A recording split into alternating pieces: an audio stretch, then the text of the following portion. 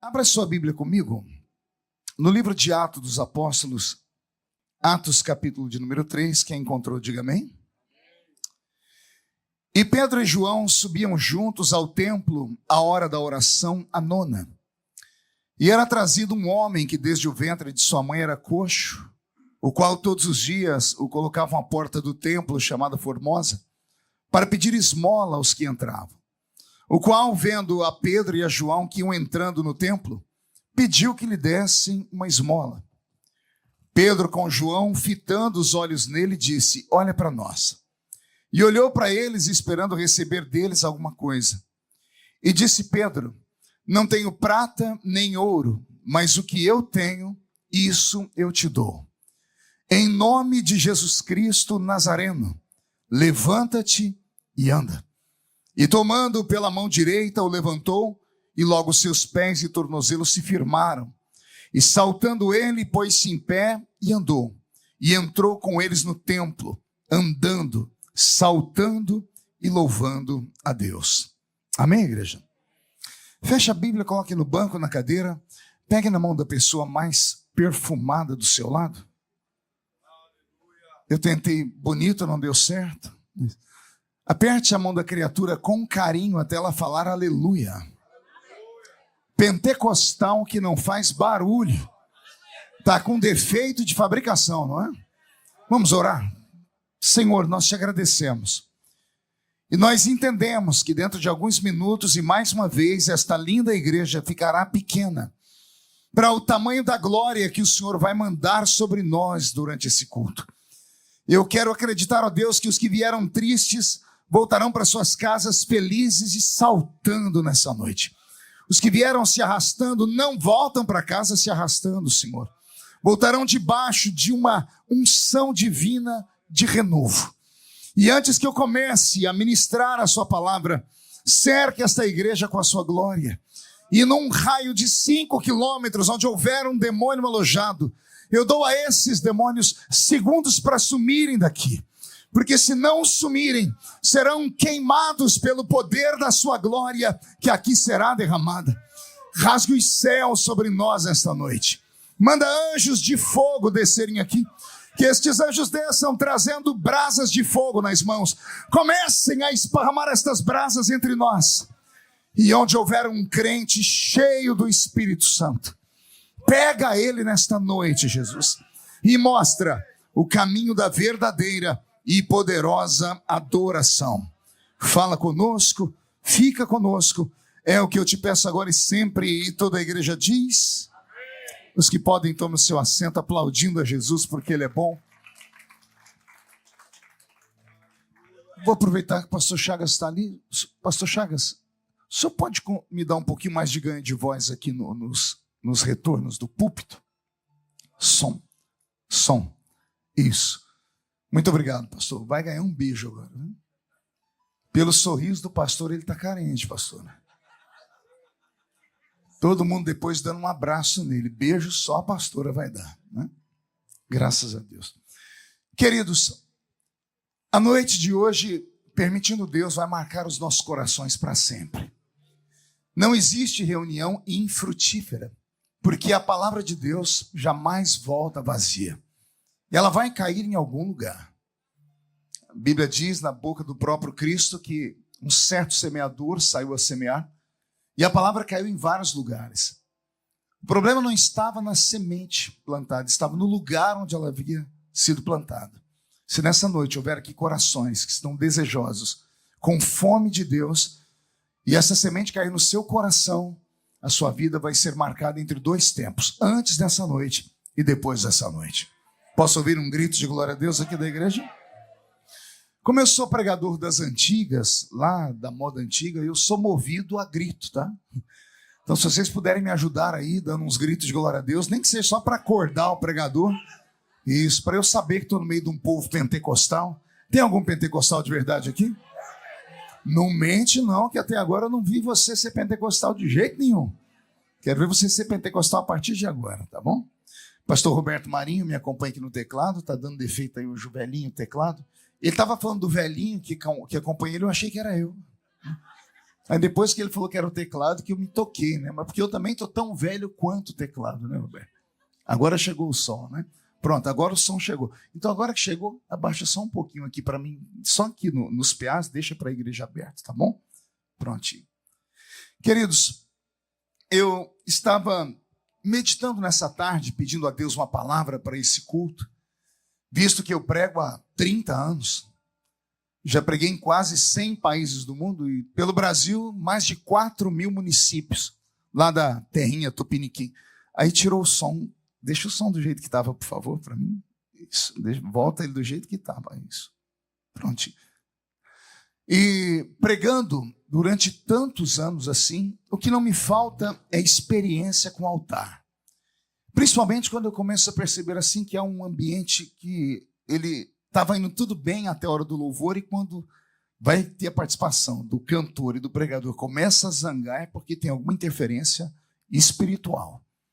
E se o diabo está furioso é porque ele sabe que há uma vitória muito grande para chegar aí. E diabo não se vence com soco, diabo não se vence com inteligência, só se vence com oração. Então aqueles que são intercessores, que puderem estar intercedendo aqui, eu creio que o céu vai se abrir sobre nós, tá bom? E eu estava pedindo a Deus, como eu falei aos irmãos agora à tarde, uma palavra, e o Senhor Deus trouxe à minha memória esse texto que eu li. É um texto tão conhecido, um texto tão, por assim dizer, batido, porque eu sou assembleiano, e desde os primeiros cultos que eu participei na Assembleia de Deus, sempre numa quinta-feira, o culto do Pedro, Tiago e João, que era o culto que tinha menos pessoas, sempre um presbítero, um diácono, ou alguém que era convidado a dar um testemunho, citava a passagem do capítulo 3 de Atos dos Apóstolos. Então, eu acabei me familiarizando com ela. Mas com o passar do tempo, veio a maturidade. E quando a maturidade chega, vai vindo também a curiosidade. E eu comecei a olhar esse texto com outros olhos. Não apenas com o olhar de alguém que estava lendo a Bíblia, ou de alguém que estava lembrando de uma pregação, mas eu comecei a olhar para esse texto com olhos de quem quer descobrir o que aconteceu ali. Porque uma coisa é você ler que Pedro e João chegaram no templo, encontraram um paralítico, disseram para ele, nós não temos prata nem ouro, e mandaram o homem levantar em nome de Jesus, e o paralítico logo estava de pé, entrando no templo, cantando, dançando e louvando a Deus. E isso é natural para quem lê a Bíblia, porque a Bíblia é um livro dos milagres. Se tirar milagres da Bíblia, não existe Bíblia. Desde o Gênesis, desde a criação até o Apocalipse, a Bíblia é um livro do sobrenatural. Por isso só acredita na Bíblia quem é louco, porque só loucos acreditam nas loucuras de Deus, porque as loucuras de Deus são mais sábias do que a sabedoria máxima do homem. Então eu creio que Deus pode interferir no mundo natural. Quem acredita nisso aqui? Então quando você lê o livro de Atos dos Apóstolos, desprovido do conhecimento do que aconteceu antes, você apenas lê o texto e fica achando que foi bom. Mas quando você começa a ler os capítulos que antecedem Atos dos Apóstolos, que são os evangelhos, quer seja de Marcos, Mateus, Lucas ou João, você vai se deparar com uma cena que se deu pelo menos 55 dias antes deste episódio aqui. Imagine que 55, 54 dias antes deste episódio, esse mesmo Pedro estava numa madrugada andando de longe no meio da multidão, travestido de outra pessoa, vendo Jesus sendo arrastado na cidade, vendo Jesus ser esbofeteado, cuspido. Ele acompanhava o Senhor de longe, 54 dias antes. E alguém se levantou e disse, você caminhava com ele.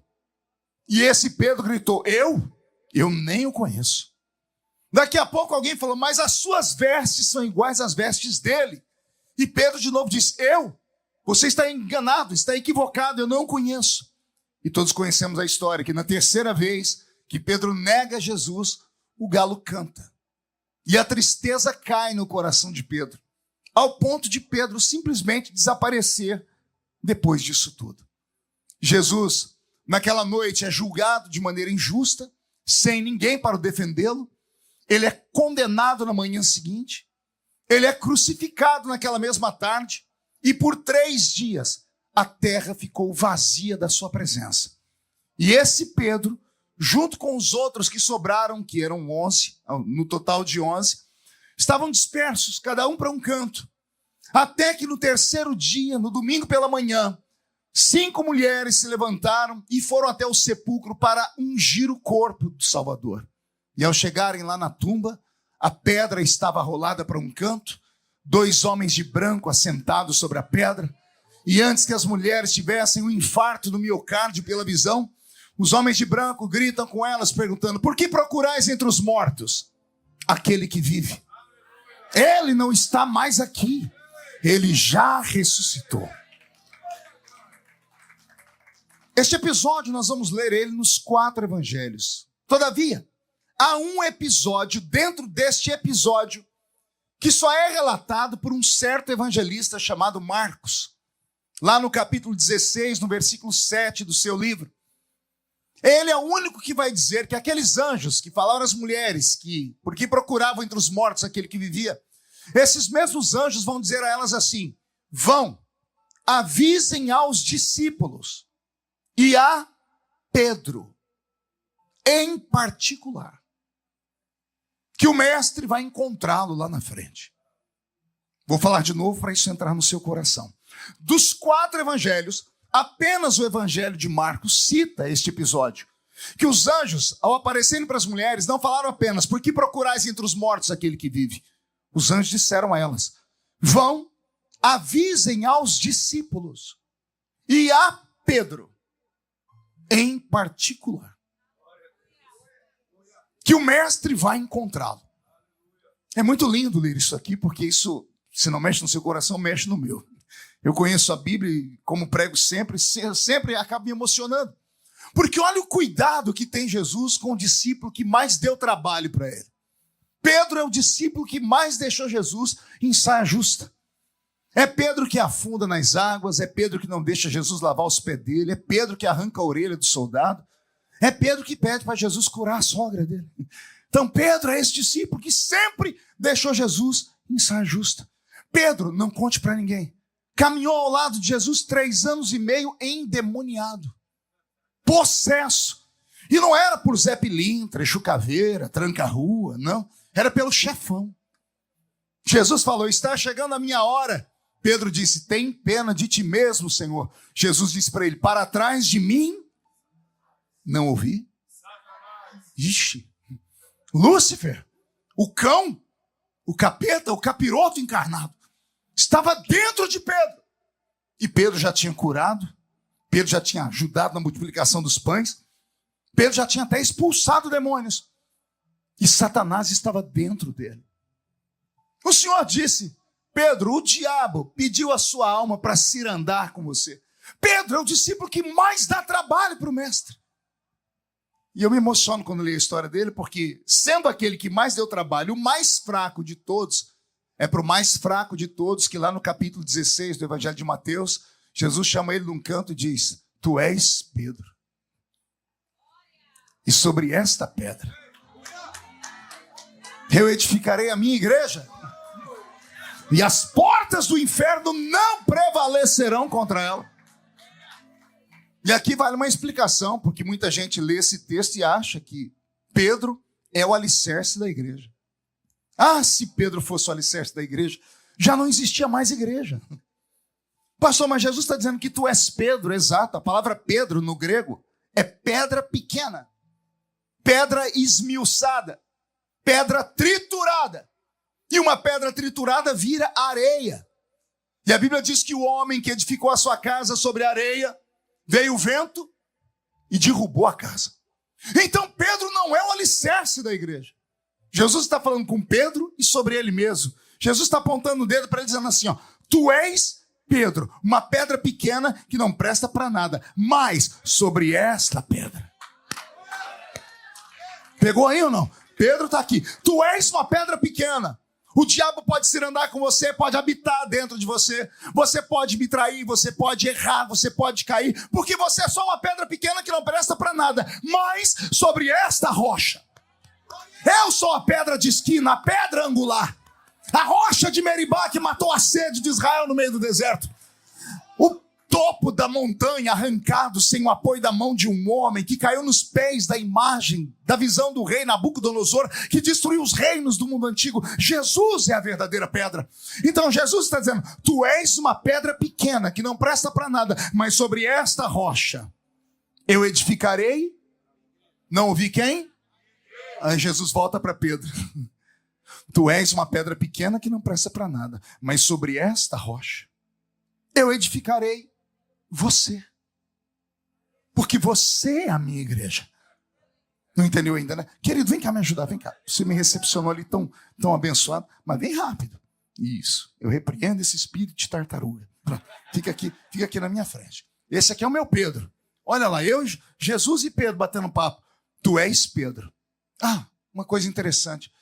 Pedro é o único discípulo que tem 3 nomes na Bíblia. Lembra dos nomes dele aí ou não? Simão, Cefas e Pedro. Por que 3 nomes? Vou deixar essa lição de casa para vocês descobrirem. Eu vou dar só uma dica. Eu sou casado há 30 anos. Sou casado há 30 anos com a mesma esposa, graças a Deus. Amo a irmã Edileuza. E ela, quando eu estou em casa, eu chamo ela carinhosamente de Di. Né? Edileuza, Di. Então, Di. Quando eu chamo ela de Edileuza, ela olha para mim e diz, o que aconteceu? Falei, mas por quê? Você está me chamando de Edileuza? Falei, mas não é seu nome? Ele diz, mas você só me chama de Edileuza quando tem algum problema. Entendeu aí? A minha esposa tem 2 nomes, Di e Edileuza. Quando eu estou carinhoso, Di. Quando estou furioso, Edileuza. Entendeu? Jesus chamando Pedro. Tinha hora que ele chamava ele de Pedro. Tinha hora que ele chamava ele de Cefas. E tinha hora que ele falava assim, Simão. Deixar vocês estudar. Era a maneira de Jesus tratar Pedro em cada um dos momentos, perceberam? Mas agora Jesus está chamando ele em grego. Tu és uma pedra pequena que não presta para nada. Mas sobre esta rocha, eu edificarei a minha igreja. O diabo escutou no inferno e disse, então se Pedro é a igreja, eu acabo com ela. Aí Jesus disse, tu és Pedro, pedra pequena. Mas sobre esta rocha, eu edificarei a minha igreja. E as portas do inferno. Quer pegar ele, Pedro? Quer pegar ele, diabo? Tem que passar por cima de mim. Para tocar nele, tem que passar por cima do Nazareno. Porque as portas do inferno não prevalecem contra ele. Obrigado, Pedrão. Olha quanto ensinamento nós temos de Pedro. É esse Pedro que, na noite em que ele traiu Jesus e o galo cantou, quando ele se lembrou da profecia, ele pensou que estava tudo terminado. E na manhã da ressurreição, Jesus foi e despertou Pedro de novo. Pode imaginar uma casa com um monte de gente, as mulheres esbaforidas, cantando a história. O mestre está vivo, a tumba está vazia, nós vimos os anjos, e está todo mundo se alegrando, e Pedro está moado num canto. E alguém diz assim, mas calma aí, os anjos mandaram um recado para alguém aqui. E eu imagino o povo dizendo, deve ter sido para João, porque é o discípulo a quem Jesus mais amava, não era? O amigo íntimo de Jesus não era João, o discípulo a quem Jesus amava. Mas quando Jesus ressuscitou, não mandou nenhum recado para João. Mandou recado para o mais fraco. Avise a Pedro que a nossa história não acabou. Avise a Pedro que está tudo bem. Nada do que ele fez ou deixou de fazer me surpreende, porque eu já sabia de tudo. E mesmo sabendo de tudo, eu chamei Pedro para estar perto de mim. Eu aprendo uma coisa muito linda aqui. Não existe uma forma de você pegar Deus de surpresa. Não existe um dia em que você tenha acordado pela manhã, feito alguma coisa e deixado Deus desesperado no trono dele. Não tem um dia que Deus tenha olhado para você, que ele abriu o céu, olhou para você e deu um grito de susto, dizendo, ai meu eu. Entendeu aí? Entendeu? O pastor tem que ser inteligente. Vou falar de novo. Imagina Deus abrindo a janela do céu, olhando para você, pegando você, fazendo aquela arte e dizendo assim, ai meu eu. Que quando a gente se assusta, a gente fala, ai meu Deus, né? Não tem outro Deus, só ele é Deus, tem ai meu eu. Né? Não teve isso. Porque passado, presente e futuro se misturam na mente de Deus. Porque na dimensão onde Deus habita não existe tempo.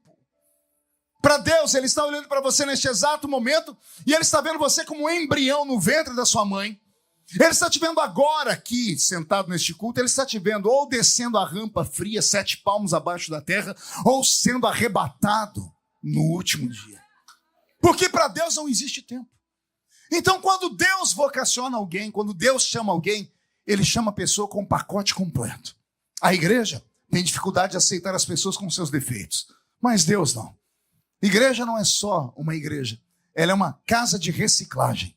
Entra o lixo aqui dentro, 1h30 depois sai daqui de dentro um luxo, porque Ele pega o homem do monturo e coloca ele sentado entre os príncipes da terra. Posso ouvir um glória a Deus por isso? 54 dias antes do episódio aqui de Atos dos Apóstolos, capítulo 3, está Pedro sendo Pedro. Está Pedro negando. Está Pedro fracassando. Está Pedro caindo. Está Pedro sendo Pedro. Mas 54 dias depois, olha Pedro entrando no santuário, lá no templo, que tinha 12 portas, e uma das portas chamada Formosa. Pedro não foi naquele templo pela primeira vez. Todos os anos ele ia naquele lugar. A festa do Pentecoste, que vinha logo depois da festa da Páscoa, era pelos judeus muito carente e muito... ela tocava demais a alma deles para ficar em casa. Então vinham pessoas de todos os lugares do mundo. Por isso que em Atos dos Apóstolos, capítulo 2, nós vamos ver que haviam judeus de todas as partes do mundo. 14 nações representadas ali. As pessoas vinham. Pedro entrava naquele templo todo ano, junto com João. Todo ano, geralmente, ele entrava pela mesma porta. Pergunte como eu sei. Só falo se todo mundo perguntar. Porque eu sou inteligente. É simples, eu sou crente há 30 anos. Um crente, quando vai na mesma igreja há mais de 10 anos, ele entra sempre pela mesma porta, que ele sabe onde ele vai sentar. E ai, se ele chegar lá e tiver alguém sentado no lugar dele. Ele diz, irmão, esse lugar é meu, né?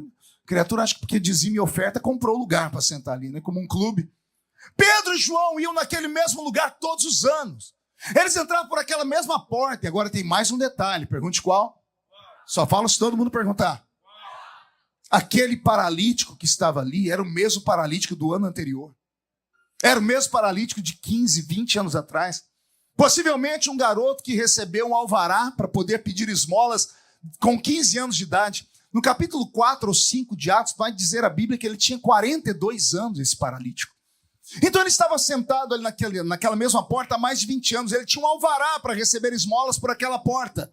Assim como nas outras portas tinham lá cegos, aleijados, até leprosos, com uma plaquinha escrita, imundo. As pessoas não chegavam perto e jogavam a moeda de longe.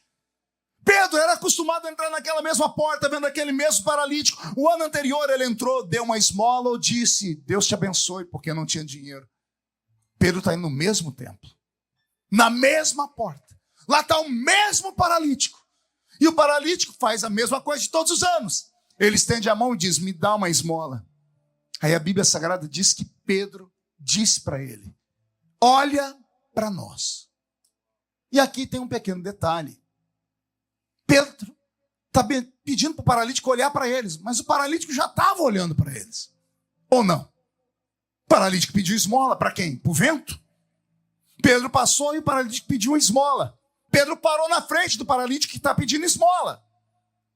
E ele fala para o paralítico, olha para nós. Esse grito não foi para o paralítico.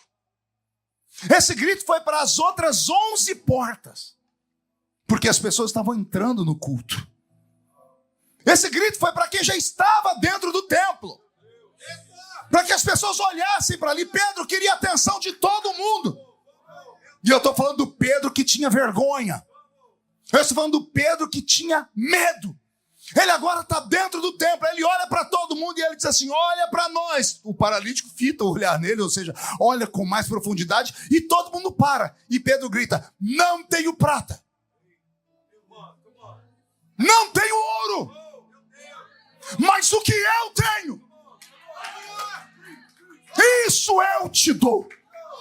As pessoas estão olhando, procurando um pedaço de pão, uma maçã, procurando ouro, prata, procurando alguma coisa, porque ele disse que não tinha ouro nem prata, então ele não tinha um saquetel de moedas. Eles estão procurando algum objeto, uma roupa, um sapato, uma sandália, um quipá, um vidrinho de óleo. Eles estão procurando alguma coisa, porque ele disse, eu não tenho ouro e não tenho prata, mas o que eu tenho eu te dou. E Pedro então libera o que ele tinha. Em nome de Jesus Cristo, o Nazareno, levanta e anda. E o paralítico não andou. Tinha percebido isso já ou não? Está escrito lá, eu li. E Pedro disse, em nome de Jesus Cristo Nazareno, levanta e anda. E o paralítico não andou. Aí a Bíblia diz, e Pedro, tomando pela mão direita, o colocou em pé. Pedro arrancou o paralítico das escadas. O paralítico estava com as pernas todas tortas. Eu não sei se os ossos dele eram truncados. Eu sei que o paralítico estava ali há mais de 20 anos, pedindo esmola naquela mesma porta. Pedro falou, levanta. Ele não levantou. O diabo ameaçou destruir o ministério de Pedro no início. Imagina você falar para um paralítico, levanta, e ele não levanta. O que acontece com você? Cadê a sua fé? Cadê a sua força? Cadê a sua autoridade? Pedro não se deu por vencido. Quando ele viu que o paralítico não levantou e está todo mundo olhando, é a maneira de Pedro dizer, você não tem fé? Eu tenho fé por mim e por você. Pedro catou o paralítico e colocou ele em pé num puxão. O paralítico deu um salto e firmou os pés. Nem o paralítico acreditava no que estava acontecendo. Quando ele viu que os pés dele estavam firmes, a Bíblia diz que o paralítico começou a saltar, a testar as pernas e a glorificar a Deus. E ele entrou no templo saltando. Foi a primeira vez que aquele culto dentro daquela sinagoga ficou pentecostal. É sério, tem gente que não gosta de pulo e grito na igreja, pois o primeiro culto daquela igreja, daquela sinagoga, foi tomado por um homem entrando, saltando dentro do templo. A notícia esparramou dentro da cidade com uma violência tão grande que as autoridades mandaram prender Pedro. E prenderam Pedro e João. Enquanto estavam Pedro e João, as pessoas começavam a indagar. Esses homens são iletrados, analfabetos. Aprenda mais isso. Pedro e João eram analfabetos. João aprendeu a ler e escrever com quase 90 anos. Ele escreveu o Apocalipse. As 3 cartas, não foi ele que escreveu, foram seus discípulos, porque ele não sabia ler nem escrever ainda. Quem escreveu o livro de Marcos foi Marcos. Mas Marcos não era discípulo de Jesus. Já viu Marcos andar ao lado de Jesus na Bíblia? Então como é que ele escreve aquele evangelho? Quer perguntar para mim? Marcos era discípulo de Pedro. Pedro estava atrás das grades em Roma antes de morrer. Falou, eu quero deixar um retrato, um testamento sobre Jesus como eu conheci. E ele manda chamar João Marcos. E João Marcos se apresenta, era um menino letrado, era um escriba. E Pedro vai contando. Por isso que o evangelho de Marcos é o evangelho mais simples da Bíblia. Não tem genealogia, não tem nada. É chamado de o evangelho do servo. Por quê? Porque ele é ditado pela boca de um pescador imaturo. Ou um pescador que não sabia ler nem escrever, analfabeto. Por que é que só Marcos cita que Jesus, quando ressuscitou, mandou um recado para Pedro? Porque para os outros não significou nada. Para João, para Lucas, para Mateus, mas para Pedro. Quando ele ouviu falar que Jesus ainda tinha algo na vida dele, ele falou, escreve aí, Marcos, que eu estava em depressão num canto, abandonado até pelos meus irmãos, porque todos viram negar o mestre. Mas quando eu achava que estava tudo perdido, as mulheres entram naquela casa e falaram, os anjos mandaram um recado, dizendo para Pedro que o mestre vai se encontrar com você lá na frente. Ou seja, ninguém põe um ponto final onde Deus ainda está escrevendo uma história. Então a história de Pedro é envolvida nesse manto de mistério. Quando Jesus diz que está colocando na mão de Pedro a chave da sua igreja, o Senhor está dando na mão de Pedro a chave do seu maior tesouro. E por que Jesus não entrega essa chave na mão de João, que era equilibrado? Na mão de Mateus, que era o único que tinha formatura, porque ele aprendeu aos pés do Dr. Gamaliel, aprendeu na Universidade Hebraica a ser um economista. Por que Jesus não entregou a chave da igreja na mão de Filipe? Filipe ganhou Natanael, o judeu mais eloquente do seu tempo, em quem não havia dolo. Filipe, sim, era politizado, aguentava duras e não revidava, tinha uma cortesia. Jesus poderia ter entregue a chave da igreja na mão de qualquer um dos outros, que estava muito bem feito. Mas ele pega o Pedro, o improvável, o mais fraco. E ele diz, a chave da igreja, Pedro, está na sua mão. Tudo que você ligar na terra será ligado no céu. Tudo que você desligar na terra será desligado no céu. Era a maneira de Jesus falar assim: olha, a minha igreja é muito bem-vindo quem é inteligente, é muito bem-vindo quem é forte, aquele que sobe o monte, desce o monte, jejua, ora. É muito bem-vindo aquele que se santifica, que se purifica, que não erra, que não peca, que é quase o quarto membro da Trindade. Mas eu sou apaixonado por aqueles que são como Pedro. Porque Pedro errava, mas não se afastava. Pedro caía, mas não ficava caído. Pedro afundava, mas o Senhor levantava ele. Pedro afundava, mas o Senhor estava lá para chamar ele de homem de pouca fé. E ai daquele que falasse mal de Pedro, porque se Pedro tinha pouca fé, quanta fé tinham os outros que não tiveram coragem de pular dentro no mar? Então em Pedro eu me encontro. E quando chegar no céu eu quero dar um abraço nele. Falar: ô pescador, vem cá, aprendi muito com você. Aprendi com você que não dá para ser crente 100% todo dia, mas dá para amar Jesus 101% todos os dias. Dá para caminhar ao lado dele, dá para ser usado na presença dele, mesmo depois de ter passado por um processo de queda, de julgamento, de um processo de derrotas. Em Atos capítulo 3, Pedro não estava normal. Tinha algo em Pedro. Vou pedir perdão a Deus. Eu disse algo, e algo pode ser uma coisa. E não era algo em Pedro. Tinha alguém dentro de Pedro. Vou falar de novo para ver se você entende. Não tinha dentro de Pedro uma coisa. Não era algo. Havia alguém dentro de Pedro. Alguém que Jesus plantou dentro dele em João capítulo 20, verso 21. Depois que Jesus ressuscitou, ele apareceu aos discípulos. E tendo chamado para perto, a Bíblia diz que Jesus fez assim sobre eles. E tendo assoprado sobre eles, disse: recebei o Espírito Santo. Vou falar de novo. Até o capítulo 20 de João, por 3 anos e meio, Pedro andou ao lado de Jesus sem ter o Espírito Santo dentro dele. Por quê? Porque o Espírito Santo não habita em um coração inconverso. Só possui a plenitude da presença do Espírito Santo quem é convertido. A conversão é a percepção de que o Espírito Santo está dentro da pessoa. O que é a conversão? É a santificação? Não. É o reconhecimento de que a pessoa precisa mudar de vida. Conversão é mudança de caminho. Lembra que eu falei agora há pouco? Pedro tinha curado, tinha expulsado demônios, ajudado na multiplicação dos pães, e o diabo estava dentro dele. Como pode um crente ser possesso se o Espírito Santo está dentro dele? É impossível. Assim como a lei da física diz que 2 corpos não podem ocupar o mesmo lugar no espaço, 2 espíritos contrários não podem habitar dentro da alma do homem. Ou o homem tem o demônio, ou o homem tem o Espírito Santo. Amém até aqui? Até o capítulo 20 de João, Pedro não tinha o Espírito Santo morando dentro dele ainda. Pergunte: como o senhor sabe? Você vai na Bíblia, só ler Jesus dizendo assim: você ainda vai se converter, Pedro. Vai chegar o tempo em que você vai estar pleno.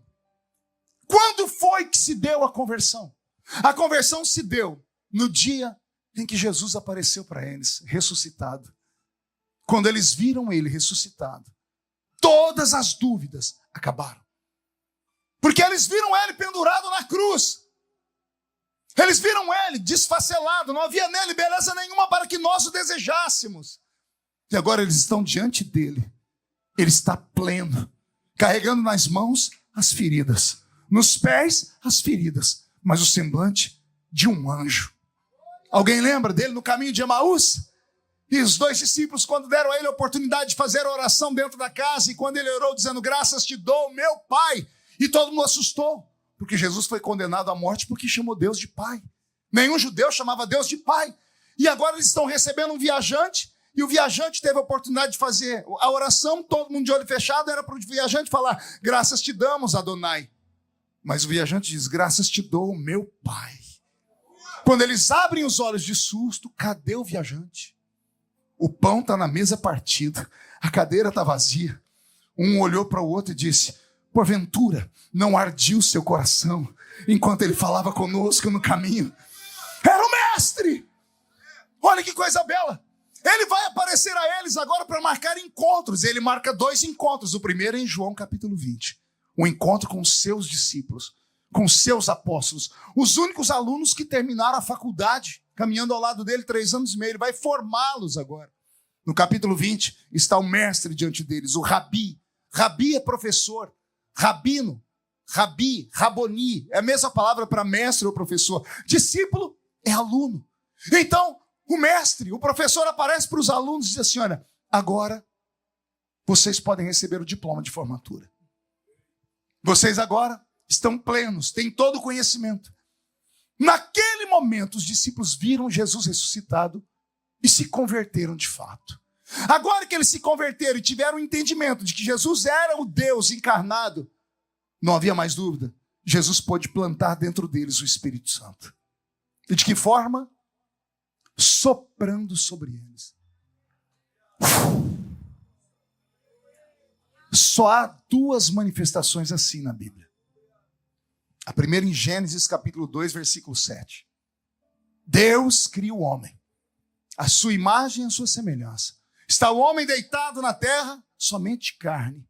Vai Deus e sopra nas narinas do homem. O Espírito Santo entra dentro de Adão, por isso que Adão era diferente. Agora, depois de uma série de milênios, onde o homem perdeu a presença do Espírito Santo, porque lá com Noé o Senhor vai dizer, o meu Espírito não contenderá mais com o homem. E Deus arranca o Espírito Santo da terra. E passa o Velho Testamento inteiro procurando alguém que poderia ser amigo do Espírito Santo, mas todos que o Espírito Santo vinha sobre eles, pecavam de novo. Podia ser um Sansão, mas não parava de beber, não parava de tocar em coisa morta, não parava de dormir com prostituta. Podia ser um Moisés, mas estava lá batendo na rocha quando era para falar com ela. Podia ser um Davi, fazia os lindos salmos, mas depois ia dormir com Batseba e mandar matar Urias. Todos os homens do Velho Testamento, Deus entendeu que eles não podiam receber o Espírito Santo, porque o Espírito é santo. Por isso que de Malaquias até Mateus nós temos um período chamado de interbíblico. 400 anos que Deus fica sem falar com o homem. Por isso temos Velho Testamento e Novo. Antigo pacto e novo pacto. Velha aliança e uma nova aliança. A velha aliança foi quebrada. O homem não mereceu Deus. Aí abre o Novo Testamento. E logo que o Novo Testamento abre, aparece um batista gritando. Arrependei-vos, porque é chegado o reino dos céus. Ele vai batizar as pessoas nas águas. E um dia pergunta para ele, tu és Messias? Ele diz, eu não. Eu batizo com água. Mas ele vos batizará com o Espírito Santo e com fogo. Estou narrando a história bíblica para vocês, para chegar aqui no capítulo 3. Então, em João capítulo 20, Jesus faz assim sobre eles. Recebei o Espírito Santo. Os discípulos respiraram. E o Espírito Santo entrou dentro deles. Agora eles estão convertidos.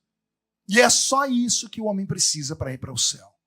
Nesse dia, eles não falaram em línguas, não curaram enfermos. Nesse dia, não fizeram sinais, mas receberam o Espírito Santo. Sim ou não? Receberam o Espírito Santo, mas não falaram em línguas nem profetizaram. Mas o Espírito Santo estava dentro deles. E aí Jesus vai falar com eles num outro trecho, em Lucas 24, 49. Um vai completando o outro. Jesus olha para eles, depois de ter soprado sobre eles, e disse assim, ficai em Jerusalém, até que do alto sejais vestidos. Sejais? Não é vestido? É o quê? O que é revestido? É vestir de novo. Revestir é vestir 2 vezes. Eu estou vestido com essa blusa e revestido com este paletó. Em João capítulo 20, Jesus vestiu eles. O Espírito Santo foi morar dentro deles. O homem sem o Espírito Santo, sem a conversão, ele está nu, porque a nudez é símbolo da perdição e do pecado. É símbolo de vergonha. Se você vê uma pessoa andando pelada na rua, você vai acionar a polícia na hora. A nudez é símbolo da vergonha. Então, para Deus acabar com a nudez do homem, com a vergonha eterna do homem, o homem precisa receber o Espírito Santo. De que forma? Para a salvação. Como? Aqui dentro. De que forma? Se convertendo. Quando o coração do homem entende que ele é um pecador, ele precisa de perdão para ir para o céu, o Espírito Santo entra. O homem respira e o Espírito Santo entra. Em João capítulo 20, eles estão vestidos, a nudez do pecado foi coberta. Aí Jesus diz para eles: vocês já estão vestidos, é o suficiente para ir para o céu. Mas para aguentar a barra que vocês vão enfrentar, para encarar os demônios que vão vir, para encarar as forças das trevas, os principados, as potestades, as hostes da maldade, vestidos, talvez vocês não vão dar conta. Mas se vocês estiverem revestidos, vou falar de novo. Se estiverem vestidos já é o suficiente para ir para o céu. Mas o problema é do dia que você foi vestido até chegar ao céu. São as lutas que você vai enfrentar, são os demônios que vão encarar a sua vida. Ou você esqueceu do que Paulo disse aos Efésios, que a nossa luta não é contra a carne nem contra o sangue. A sua luta não é contra a sua sogra, contra a sua nora. A sua luta não é contra o seu patrão, não é contra o governo. A sua luta não é contra homens. O apóstolo São Paulo diz que a nossa luta não se dá nessa esfera da terra, se dá na esfera do céu. Os nossos inimigos, eu repito o que disse agora há pouco, não se vence o diabo com um murro, não se vence o diabo com anel de formatura e nem falando how are you. Só se vence o diabo se for um canela de fogo. Jesus, vou falar de novo. Eu sei que esse termo desconforta alguns, mas é a realidade. O diabo só respeita crente que transpira azeite. Só respeita crente que é cheio do poder de Deus, cheio do Espírito Santo. Só respeita crente que caminha entre dois mundos. Vou falar de novo. O diabo ele só respeita caminhantes de dois mundos. Estou com meu corpo todo arrepiado. Olha que profundidade essa palavra. Eu estou pregando aqui para caminhantes de dois mundos. Explica, pastor, explico. Parte de você caminha na terra. Parte de você percebe o céu. Ou pior, parte de você percebe o inferno. Das 3 criaturas que Deus fez no universo, apenas uma é uma criatura híbrida. As outras 2 são puras. A criatura que Deus fez no céu são os anjos. Os anjos são pura essência espiritual. Deus fez os animais da terra. Os animais são pura terra. Não são híbridos. O único ser híbrido que Deus fez no universo sou eu e você. Pergunte por quê? Parte de nós veio da terra. Parte de nós veio do céu. O senhor é louco, pastor? Eclesiastes capítulo 12, versículo 7. Quando o homem morre, a alma, ou o pó volta ao pó. Mas o espírito volta para quem? E Deus está onde? Por que essa briga? Você já percebeu que o homem vai envelhecendo? E essa revelação Deus me deu há poucos dias atrás, num podcast. Eu estava falando sobre a vida, sobre a existência, como ela é curta, pastor Chagas. Vocês já perceberam que o homem, quando ele atinge a maturidade, ele está ereto, está de pé, está com vigor, o rosto bonito, está tudo bem. Ele começa a envelhecer, ele vai se curvando. É automático. A pele vai caindo. As pálpebras caem, os cabelos caem, os dentes caem. O ser humano vai terminando sendo arrastado para a terra. Pergunte o que é isso? A terra cobrando o que é dela. Parte de nós é pó, então pó que é o que é dele. Percebeu que as igrejas, a maioria delas, estão cheias de pessoas mais velhas? Por que o velho procura Deus? Porque assim como a terra puxa a terra, o espírito começa a buscar Deus. Por isso que o jovem não procura essas coisas, porque ele não está ligado em uma coisa nem outra. Ele está no vigor físico. A terra não está cobrando dele e o céu também não. Mas o homem vai entrando numa faixa etária que a terra começa a dizer, eu quero o que é meu. Então a gente começa a cair, vai caindo tudo. E o céu começa a dizer, então eu também quero o que é meu. Aí o homem começa a buscar a Deus. Somos seres híbridos. Como somos seres híbridos? Parte de nós vive aqui. E a outra parte nossa tem vontade de ir para lá. O salmista disse assim: a minha alma tem saudades do céu. Como é que alguém pode ter saudade de um lugar que não conhece? Se temos vontade de ir para o céu, é porque parte de nós veio de lá. Amém? Até aqui, igreja? Quando Deus criou o ser humano, Deus deu ao ser humano 5 presentes, que a ciência chama de sentidos. São eles: visão, audição, olfato, paladar e tato. Por que nós temos esses 5 talentos? Com esses 5 dons que Deus nos deu, nós percebemos o mundo físico onde habitamos. Com o meu tato, eu sinto a densidade do púlpito e me equilibro sobre a terra. Com o meu olfato, ao abraçar o pastor Chagas, percebi que ele não usa perfume do Avon. Com a minha visão, eu observo a beleza da roupa de vocês. Com a minha audição, eu percebo a melodia que o Roberto toca. E em nome de Jesus, no fim do culto, vai ter alguma coisa para eu comer. Aí o meu paladar vai perceber a comida. Eu digo isso porque tem lugar que os irmãos me convidam. Não, pode trazer o pastor Marcos, a gente vai cuidar dele igual um anjo. E os irmãos levam a sério. O anjo não come, não dorme, não bebe. Não. Mas voltando ao assunto. 5 sentidos. Grita comigo, 5 sentidos. Agora diga assim: para o homem normal. Porque tem gente que não é normal. Primeira carta de Paulo aos Coríntios, capítulo 1, 2 e 3. Paulo olhou na igreja e disse: tem 3 tipos de homens aqui dentro. Tem o homem natural, tem o homem carnal e tem o homem espiritual. O homem natural, ele só tem os 5 sentidos. Porque ele é só natural. Ele só percebe as coisas da terra. Mas o homem espiritual tem um sentido a mais, que eu chamo de 6º sentido. Nada a ver com aquele filme do Bruce Willis, né? Que o menininho fala: I see people dead all the time. Nada disso. Também não é aquilo que o senhor diz, que a minha mulher tem 6º sentido, ela sabe tudo de mim, não. O 6º sentido é uma habilidade espiritual que todo crente carismático, todo crente pentecostal tem. Pastor, eu sou pentecostal? Não tem. Ah, tem. Eu vou te provar que tem. Você que é crente pentecostal, já foi fazer alguma visita de algum amigo que te pediu? Já foi no hospital, numa casa de alguém, num comércio, você entrou lá para orar. Aí você orou naquele dia e falou assim: eu estou indo, me ajuda. Quando você colocou o pé dentro da casa da pessoa, te deu um arrepio. Parece que a alma saiu uns 3 metros, você catou ela e voltou aqui para baixo. Já aconteceu isso com alguém? O que foi isso? O 6º sentido. Parte de você é espiritual. Por isso a gente vem à igreja. Por que a gente vem à igreja? Para treinar o homem espiritual. O homem carnal não precisa de igreja para nada.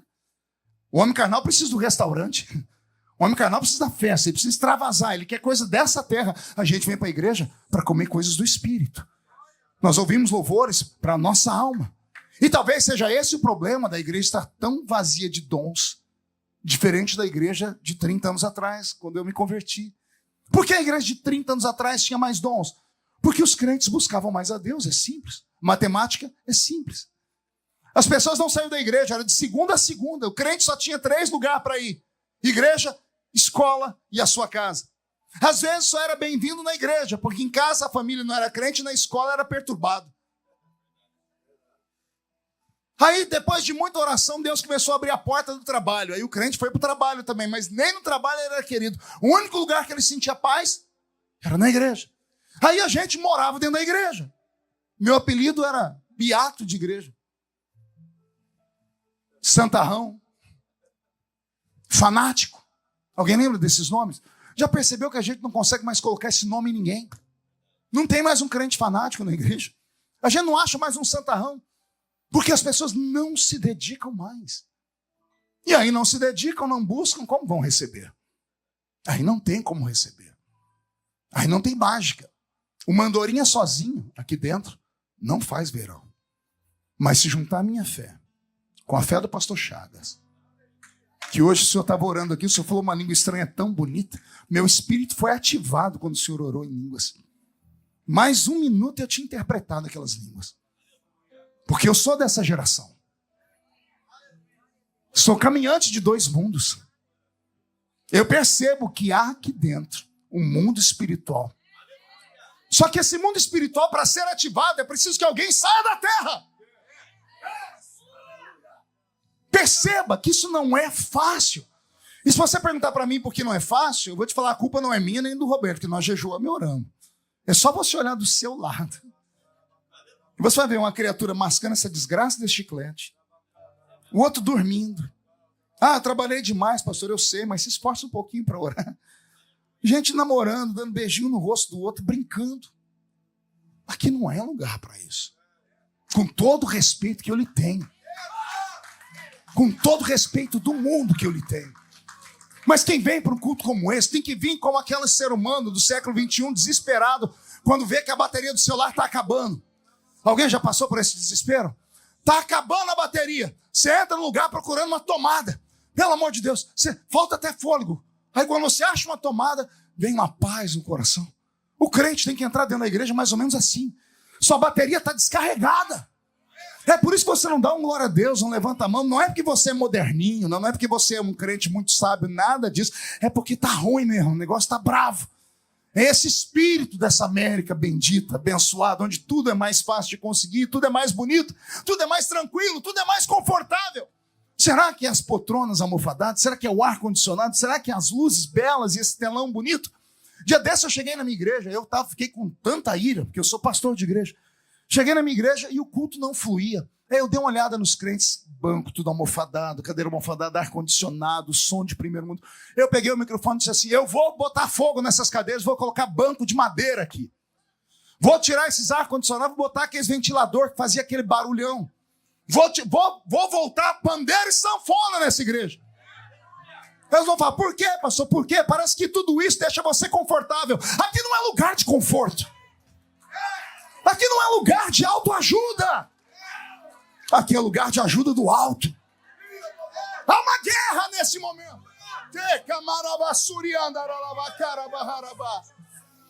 Pronto, ativei o modo profético. Beto, mude a música aí para mim. Escuta. Existem 3 mundos paralelos. Existe o mundo de Deus, existe o mundo do homem e existe o mundo do diabo. Esses mundos são como espelhos. Eles existem em dimensões diferentes. Não adianta soltar um foguete aqui para cima que não vão encontrar o céu. Nem soltar um foguete para baixo não vão encontrar o inferno. Porque o céu não está para cima, nem está para baixo o inferno. São mundos paralelos. São reflexos um do outro. A forma mais fácil de entender isso é você olhar um espelho. Quando você olha um espelho, você vê um outro mundo lá dentro. Alguém aqui já teve a curiosidade de tentar atravessar o espelho? E se falar que não, você é um mentiroso. Porque todo ser humano, desde a infância, é fascinado com o espelho. Tem gente aqui dentro, aí não é revelação, hein, que aprendeu a beijar no espelho. Aham, te veio sua memória? Já viu? Criança vai lá, põe a mão no espelho e dá aquelas... Por quê? Tá vendo um outro ser humano lá. Por que é que aquele escritor europeu escreveu o livro Alice no Mundo dos Espelhos? A imaginação lúdica do ser humano. Há um mundo além do espelho, só que nós não conseguimos atravessar. Existem mundos paralelos. Só que de vez em quando, um ser humano consegue a façanha ou de trazer o mundo invisível para a terra, ou arrastar a terra para o mundo invisível. Tem um homem na Bíblia chamado Daniel. Ele acordou de manhã, sentou na cama em Babilônia, respirou, e ele tinha o 6º sentido. Ele percebeu que o ar de Babilônia estava rarefeito. Tinha algo para acontecer. E ele dobrou o joelho e foi falar com Deus. E Deus respondia ele instantaneamente. Nesse dia, Deus não respondeu. Ele foi para o trabalho em jejum. Chegou no final do dia, Deus não respondeu. Ao invés de ele quebrar o jejum e falar, jejum amanhã de novo, ele emendou o jejum para o 2º dia. No 2º dia, Deus não respondeu. 1 semana, Deus não respondeu. 2 semanas, Deus não respondeu. 3 semanas, 21 dias. E aqui, a maldita confusão que os crentes fazem. Eu estou fazendo o jejum de Daniel. Como? 21 dias comendo legumes. O legume não tem nada a ver com os 21 dias de Daniel. Os legumes foi no início, quando ele chegou em Babilônia preso. Os 21 dias de jejum que ele fez lá no capítulo 10, ele fez jejum integral. Ficou 3 semanas sem comer e sem beber, e indo trabalhar. Ele estava na beira do rio Haidekel, 2 horas da tarde, junto com os engenheiros, numa mesa, mapeando, construindo um aqueduto para levar água para a Babilônia. 21 dias de jejum. E é ele que vai contar. Quando, de repente, eu olhei para frente e apareceu um varão. É a única visão de dia na Bíblia. As visões são noturnas. É a única visão que você vai ver de tarde. A Bíblia diz que quem estava com Daniel não viu nada, porque não eram crentes. Mas eles sentiram e saíram correndo e se esconderam. Se esconderam do quê? Se eles não viram nada. Se eles não ouviram nada. O jejum de Daniel estava quase morrendo. 21 dias de jejum matou a carne dele inteira. Ele estava fraco, estava quase para desmaiar. A glicose dele estava 0. A carne fracassou. O espírito dele se avantajou. Daniel conseguiu rasgar o véu que separa esse mundo do outro mundo. E o anjo que estava do outro lado entrou no mundo de Daniel. Quando o anjo chegou perto de Daniel, os homens não viram. Saíram correndo. Daniel viu. Porque Daniel estava mais para lá do que para cá. Quando ele viu, ele disse, e eu caí aos seus pés como morto. E ele me colocou de pé. A princípio, eu fiquei de 4. Não tinha forças em mim. E o anjo dizia, não se proste, porque não posso ser adorado. E ele me colocou de pé e disse, Daniel, homem muito amado. A sua oração foi ouvida desde o primeiro dia. E aí a mente de Daniel faz a pergunta. Se foi ouvida desde o primeiro dia, por que não veio resposta? E aí um ensinamento que eu nunca gostaria de dar em nenhuma igreja. Porque eu aprendi desde criança que anjo quebra demônio no pau. Que anjo é halterofilista e os demônios perdem para eles na guerra. Mas aí eu vou ter que ouvir um anjo de 5ª grandeza chamado Gabriel. Um dos príncipes, ao lado de Miguel e Lúcifer. Alguns anjos que têm nome na Bíblia, são poucos.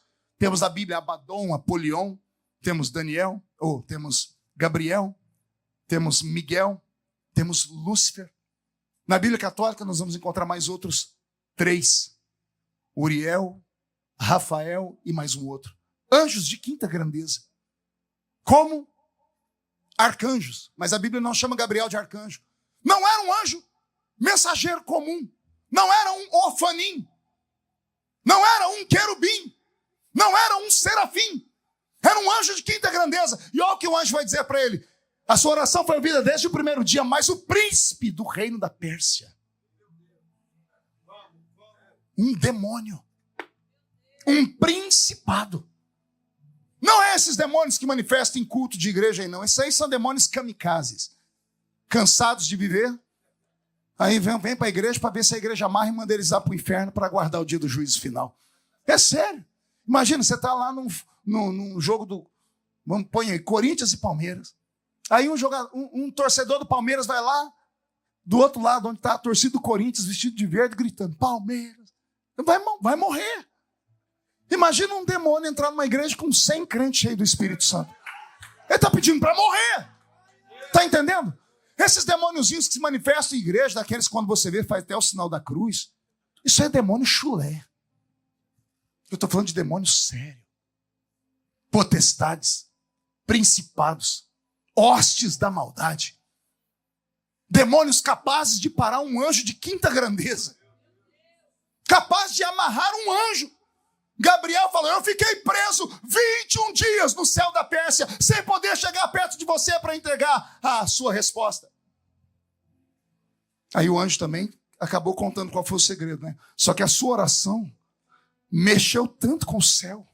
O seu jejum provocou tanto Deus, que Deus parou e falou, por que Daniel não para de orar? Cadê Gabriel que não está mais aqui? Um serafim deve ter dito, Senhor, ó, Gabriel saiu daqui tem 21 dias, não voltou mais. Então Deus abre os olhos para olhar o universo, Deus pega Gabriel preso. Daniel em jejum, quase desmaiando. Deus dá um grito no céu: Miguel! Miguel! Pegue a sua espada, vai lá e solta Gabriel. Já leram isso na Bíblia ou não? O arcanjo Miguel desceu no céu da Pérsia, onde hoje é o Irã. E tem demônio que está perdido até hoje. Que Miguel chega sem conversar. Ele não é anjo do diálogo, ele é anjo de guerra. E ele soltou Gabriel. O que eu quero dizer com isso? Há um mundo invisível, igreja. E nós, com o passar do tempo, estamos perdendo a habilidade de percebê-lo. E por não percebê-lo, nada mais supre as nossas carências. Os crentes pulam de igreja em igreja procurando algo que nunca vão encontrar. Porque o problema não está na igreja, está neles. Está dentro deles. Você sabe disso. Você sabe que você está aqui nesse país por causa de uma promessa de Deus, né? Ou você esqueceu? Ou você acha mesmo que você entrou aqui por suas próprias forças? Há alguma coisa lá atrás, um mistério entre o céu e a terra que ninguém aqui é capaz de dizer: não, pastor, mas eu entrei aqui pela janela, não foi pela porta de entrada, eu entrei aqui pelo México. Não me interessa como você entrou aqui. Me interessa foi que Deus te trouxe para cá. E se Deus te trouxe para cá, foi para alguma coisa. E com certeza não é para morrer nessa terra. Não é para ser envergonhado nessa terra. Não é para perder o restinho de fé que está dentro de você nessa terra. Porque quando você não tinha 10% do que você tem agora, você orava. Você gritava, você falava em língua estranha, você subia um monte para orar. Você ia lá no culto de consagração, você ia lá na casa daquela irmã que só tinha 2 dentes na boca, lembra? O zagueiro e o atacante. Aquela senhorinha do coque. E lá vinha eles profetizar, naquela língua que você não entendia nada. Vou eu te colocar num pássaro de aço. Olha eu te exaltando. E não é o que aconteceu? E aí Deus te coloca numa terra que emana leite e mel. Aí Deus te coloca num culto como esse, para você vir para cá e ficar me olhando com essa cara feia, parecendo que foi batizado num pote de vinagre. Se fosse um velório eu entenderia. Vir para um culto como esse, onde Deus está presente, e não sentir nada. E ficar me olhando com esse olho seco, parecendo olho de sapo que morreu no dia de enchente. Achou que eu não ia falar, né? Vem para um culto pentecostal e não abre a boca nem para respirar. Fica com essa boca travada, essa boca de aço, essa língua de ferro e esse queixo de concreto. O céu está bem pertinho aqui. Bora trazer o céu para a terra, igreja. Se não der para trazer, vamos levar a igreja para o céu nessa noite. Eu quero saber o que aconteceu com Pedro. Agora minha barba arrepiou.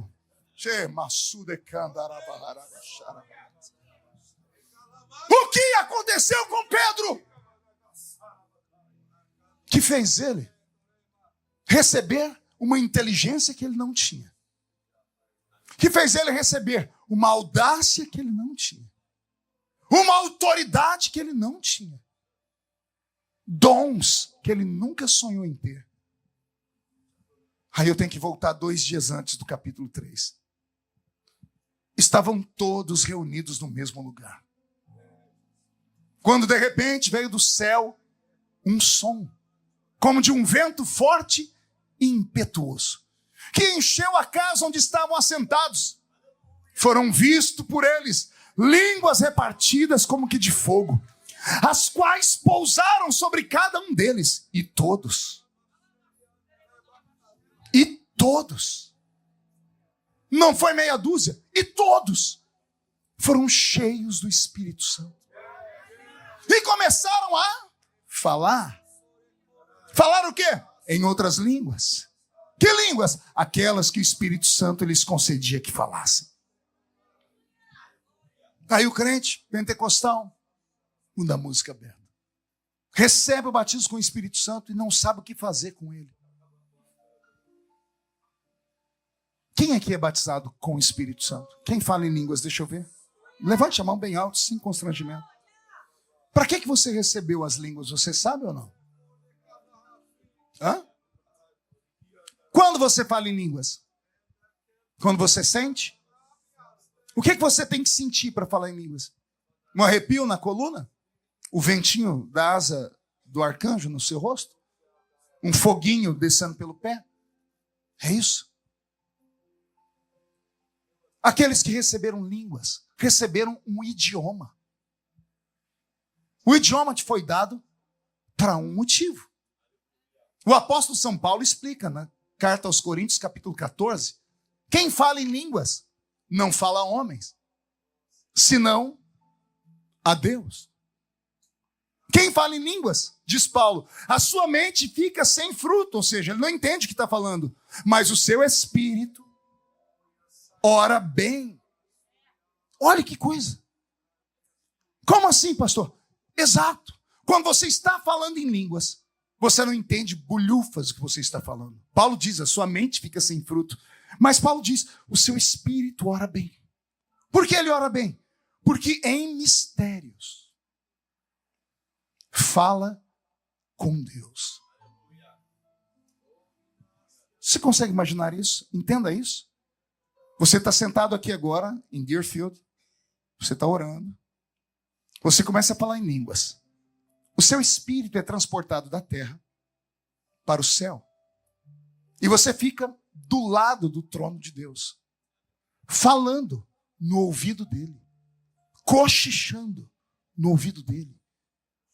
O que é um cochicho? É um segredo. Se não fosse segredo, você falava alto para todo mundo ouvir. Quem fala em línguas não fala a homens, senão a Deus. Como assim, pastor? Quando você ora em línguas, você não está falando com ninguém nessa terra. Você está falando direto com Deus. Mas o que é que eu estou falando, pastor? Não sei. Ninguém sabe. Só Deus sabe.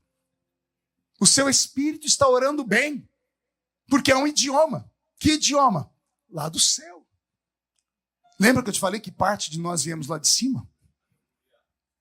Então parte de nós fala a língua do eterno. Quando você fala em línguas, você antecipa os milagres. Você antecipa a bênção que você vai precisar para a noite escura que está chegando. Porque você fala em mistérios. O Espírito tem percepção de que coisas estão chegando. Você nunca ouviu falar de pessoas que tiveram a percepção de que um parente morreu à distância? Alguém já ouviu falar disso ou não? E é mentira?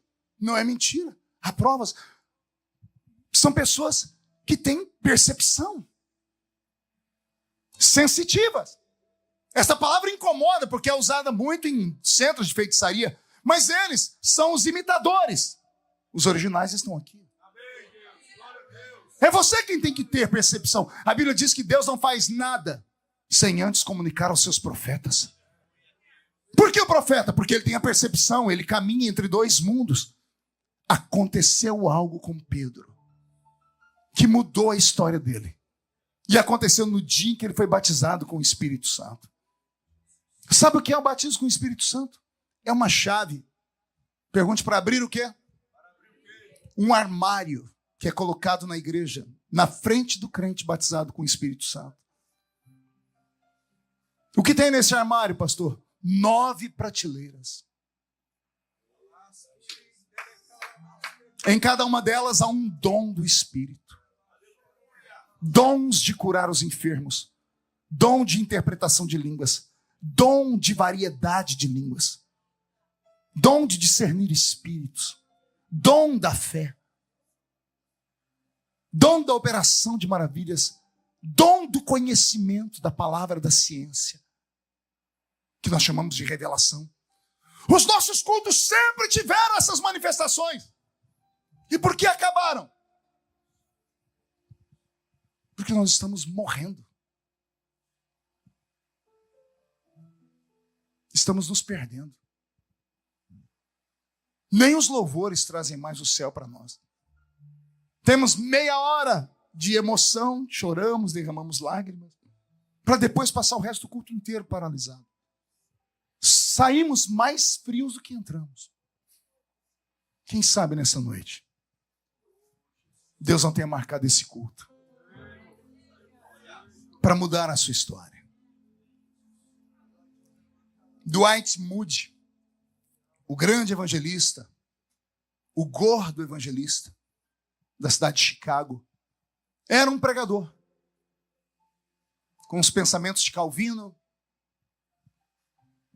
até que a cidade de Chicago pegou fogo, foi incendiada, um incêndio destruiu a cidade.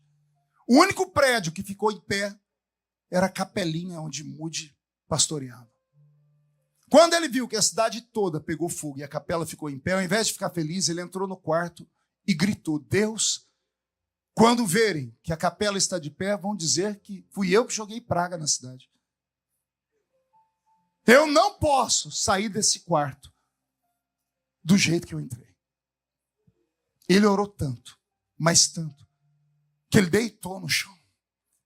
Ele deitou e urrava, pedindo: eu só saio quando o Senhor me visitar. Ele rolou para debaixo da cama dele e ficou entalado debaixo da cama. Diz: Deus, o que está acontecendo? Ele disse que soprou um vento. O vento entrou dentro daquele quarto. Ele foi possuído por uma alegria, uma graça, que ele não conseguia explicar o que era. Ele saiu dali para levar 1 milhão de almas aos pés da cruz. Escritos dele: meus sermões não mudaram. Eram as mesmas mensagens que eu pregava antes daquele dia dentro daquele quarto. Só que agora as mesmas pessoas que me ouviam falar diziam: de onde o senhor tirou essa mensagem? Era a mesma que ele pregava antes. John Wesley, junto com o seu irmão Charles Wesley, antes de se tornarem os maiores evangelistas do avivamento aqui para a América do Norte, buscaram Deus. John Wesley, ele era tão esbaforido que ao fazer ao passar por uma pesquisa feita por uma igreja batista, tipo uma triagem psicológica, ele não passou na triagem. Ele era muito audacioso, ele era muito impetuoso, e ele não tinha perfil para ser pastor. Quando negaram a ele isso, ele entrou dentro do quarto dele e ele orou uma noite inteira.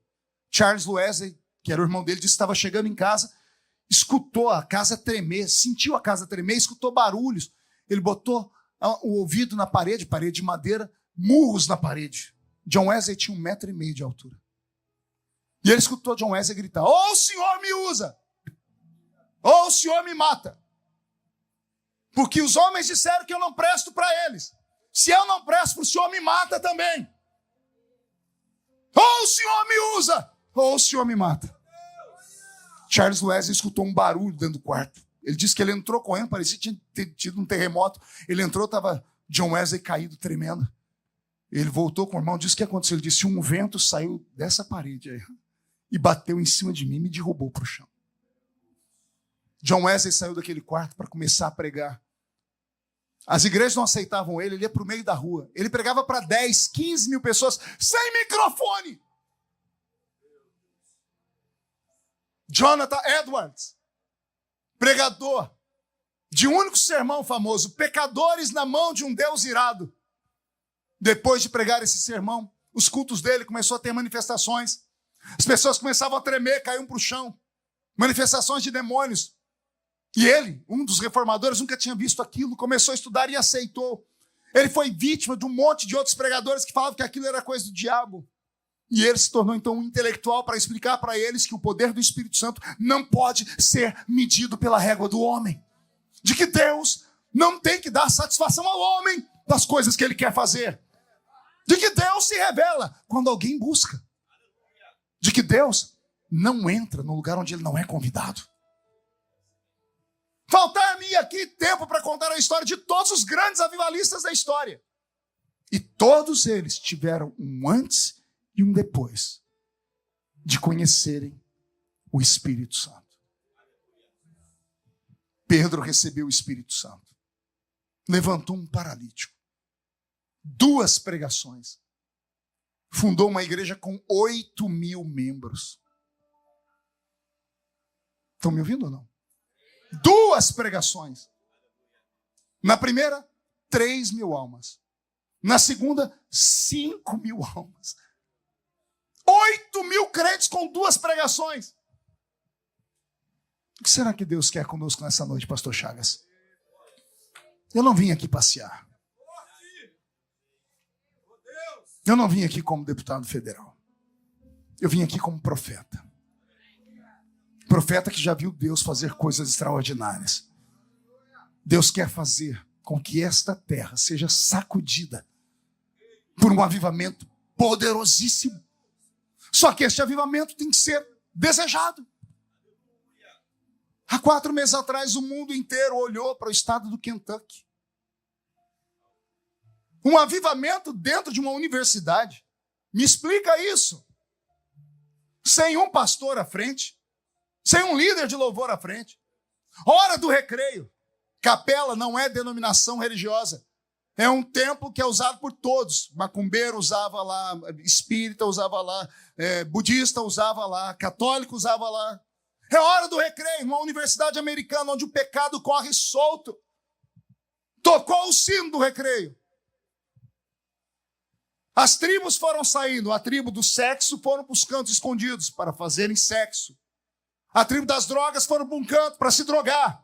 A tribo dos jogos foram para um canto para jogar. A tribo do TikTok foram para um canto para ver internet. 5, 6 meninos e meninas disseram, vamos na capela. Vamos fazer o que lá? Vamos lá orar. Mas quem vai estar pregando lá? Marco Feliciano? Não. Cláudio Duarte? Não. Quem vai estar cantando lá? Roberto Marinho? Não. Quem vai estar cantando lá? Pensa num cantor? Não. Quem vai estar lá? Nós. Quem toca algum instrumento? Ninguém. Vamos cantar como? A capela. E começaram a cantar. O louvor deles atravessou o teto. Atravessou o céu atmosférico. Atravessou o céu cósmico. E entrou no céu onde Deus está. Deus sentiu o perfume. E chamou a atenção dele. O perfume está vindo de um lugar onde só tem podridão. Daquele lugar só subia mau cheiro às narinas de Deus. Mas Deus sentiu um bom cheiro. Quando ele olhou meninos, ele falou, Espírito Santo, habita lá. Alguém teve notícia de alguém que foi curado lá? Não tem notícia de ninguém que foi curado. Foi um avivamento igual de João Batista. João Batista chegou em Israel no tempo de tanta seca. Ele só pregava coisa dura. Não teve um milagre. E a nação inteira se converteu. Deus tem algo nessa noite aqui. Eu sinto a presença dele. Eu prego e ele faz uma vistoria entre os castiçais. Ele só procura fogo. Tem que ter fogo aí. Se no lugar do fogo tiver pelo menos uma brasa, ele pode soprar sobre a brasa. Mas eu sinto que tem muita cinza. E a cinza tem que ser arrancada. Se não limpar, o Espírito Santo não vem. A pombinha não voa em lugar sujo. Não voa em lugar podre e mal cheiroso. Porque ele é santo. Mas eu sinto o vento dele aqui. Está dando uns rasantes. Está procurando alguém. O que eu faço, pastor? Busque. Eu posso te trazer até aqui. Daqui para cá, é entre você e Deus. Eu não sou um mágico. Eu sou apenas um porta-voz. E ele está olhando para você nessa noite. Erra quem pensa que Deus assiste culto coletivo. Erra quem pensa que Deus assiste culto congregacional. Deus é tão poderoso que neste exato momento, nesta igreja, só tem 2 assentos para ele. Um é o dele e o outro é o seu. Um está diante do outro. Pastor, por que ele não faz? Por que ele não fala? Porque Deus não age. No Novo Testamento? No Velho Testamento ele agia. Operando eu, quem impedirá? No Novo ele não age. Por causa do livre-arbítrio. Tem que partir do homem. No Novo Testamento Deus não age, ele reage. Você age e ele reage. De que forma? Você pede e ele dá. Você bate e ele abre a porta. Você procura e ele deixa você achar. Você fala em línguas e ele te dá os dons. Você começa a orar e ele manda a resposta lá na sua casa. Você veio para a igreja nessa noite. O céu está olhando para você. Eu queria que, não muitos, mas meia dúzia de crentes para me ajudar a atravessar para o outro lado, para trazer esta glória que está destinada a nós.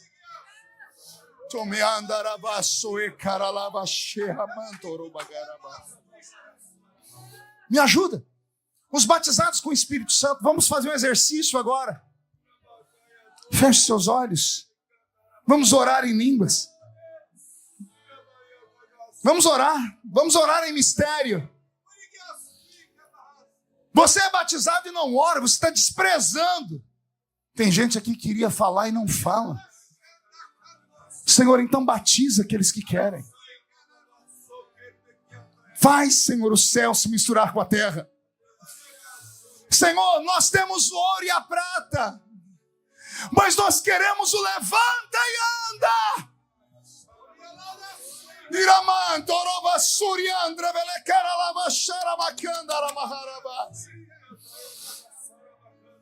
Que o céu se misture com esta igreja, meu Pai. Que a partir deste momento, todos os homens e mulheres que são sensitivos percebam que a sua presença está aqui.